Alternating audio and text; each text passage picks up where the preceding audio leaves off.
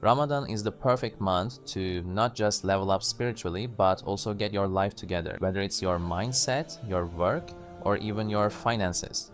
A lot of people think fasting is all about slowing down, but it's actually the opposite. This is the month where you can focus, cut the noise, and get serious about your goals. So today I'm gonna walk you through the routine of a young man that used Ramadan to boost his productivity and change his life altogether. Hamza was 23, broke and frustrated. He had no job, no direction, and no clue what to do with his life. He would always sleep late nights scrolling on his phone for hours. Deep down, he knew he couldn't keep living like this, but every time he tried to make a change, he'd quit after a week. Then Ramadan came around. Normally, he just fasted because it was expected of him, but this year something hit him. It was the first night of Ramadan and he sat in his tiny room thinking how he can use this month to build discipline and change his life. He made two simple goals: build a skill that could make him money, stop wasting his nights, and take care of his health. He grabbed a notebook and planned his days around fasting, praying, and hustling. Hamza started waking up for suhoor. After eating something light like oats and dates and praying, he resisted the urge to go back to bed. Instead, he opened his laptop and got to work. He didn't have a job, but he did have a passion: graphic design. He started watching free YouTube tutorials every morning, learning how to create logos, social media posts, and designs people might actually pay for. By the second week of Ramadan, he'd created a portfolio of fake projects and started advertising his services on freelance platforms like Fiverr. Hamza also made a pact with himself to stop wasting money. He didn't have much to begin with, but whatever he had usually went to overpriced takeout or pointless online subscriptions. He cooked simple meals for iftar and saved every penny. The money he saved went into upgrading his skills. He bought a cheap but functional tablet for digital drawing. By mid-Ramadan, he landed his first client, a small bakery that needed a logo. They paid him $50, and for the first time, Hamza felt like he could actually make something of himself. He also started walking after Taraweeh. It wasn't much at first, just 15 minutes around the block, but it cleared his mind and gave him a sense of control. By the last week of Ramadan, he'd built up to jogging and even doing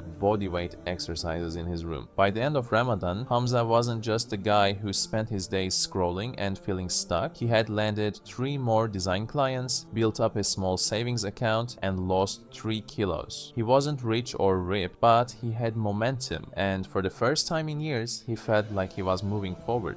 To have a successful story as Hamza, you need to set a schedule for yourself where you follow a set of habits and get disciplined with yourself. Begin your day with suhoor. Opt for foods that provide sustained energy, such as oats, eggs, and dates, and ensure adequate hydration. After suhoor, engage in Fajr prayer, a time for personal supplication and reflection. Right after that, do not go to sleep. Utilize the morning hours for focused, high-priority tasks. This period is ideal for strategic planning, creative projects, or tasks that require deep concentration. Minimizing distractions during this time will enhance your productivity. If you want to learn a new skill, learn it and practice it during these hours. After the duha prayer, allocate time for tasks that requires less energy. And lastly, dedicate the afternoon for resting, reading, and listening to podcasts. I would also suggest to have a nap to recharge before iftar prayer. Use that hour to hit the gym,